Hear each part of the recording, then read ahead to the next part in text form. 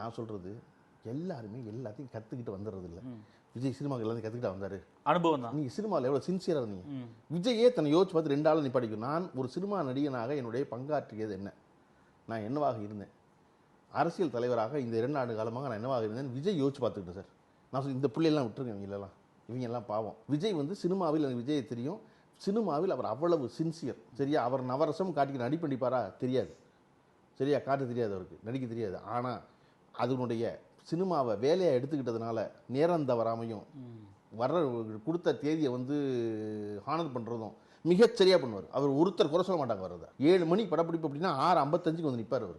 ஒரு பேட்டியில் அவரே அதை சொல்லியிருக்காங்க. ஆனால் இங்கே 7 மணி நேரம் அதான் சொல்கிறேன். அதனால தான் அவரே யோசிச்சுக்கிட்டு, அவரே வீட்டில் உட்காந்துருக்காருல்ல அந்த சார், அவரே யோசிச்சுக்கிட்டோம். நம்ம வந்தமே இது என்ன செஞ்சுருக்கோம், அது என்ன செஞ்சுருக்கோம். சும்மா கையில் பேப்பரை வச்சுக்கிட்டு அப்படியே சுற்றி பேசி, அது கையில் பேப்பர் வச்சு என்ன பேசுனீங்க, அது சும்மா ஆன்டி இன்கம்பன்சி இருக்கிற ஆளுங்கட்சி இருக்கோ அதை எதிர்த்து எல்லா தகவல் பொய்யான தகவல். அது ஒவ்வொரு தடவையும் நீங்கள் கூட்டம் போயிட்டு வந்தோன்னு பார்த்தீங்கன்னா உங்களை வச்சு செங்கலாக உடைக்கிறாங்க. நீங்கள் போய் நாகப்பட்டினத்துக்கு போயிட்டு வந்தீங்க, ஆளூர் ஷானவாஸ், அதுக்கப்புறம் இருக்க சேனல் ஒன்றும் இல்லாமல் கூப்பிட்டு என்னெல்லாம் விஜய் தப்பாக சொன்னார் வரிசையாக பட்டியலிடுறாரு. திருப்பி இங்கே வந்தீங்க, நீங்கள் நாமக்கல் வந்தீங்க, மருத்துவர்லேன்னு சொல்கிறாங்களே சார் அது எப்படின்னு சொல்லிட்டு கிளம்பி போனீங்க. கிளம்பி போனால் சாயந்தரம் அத்தனை மருத்துவர் இருந்தனால தான் 41 நின்றுச்சு. கார்த்தி, உங்களுக்கு தெரியாது இது. அன்னைக்கு அரசு மருத்துவர்களும் தனியார் மருத்துவர்களும் இவ்வளவு பேரும் யாரும் நீட் படிச்சு வந்தவன் இல்லை.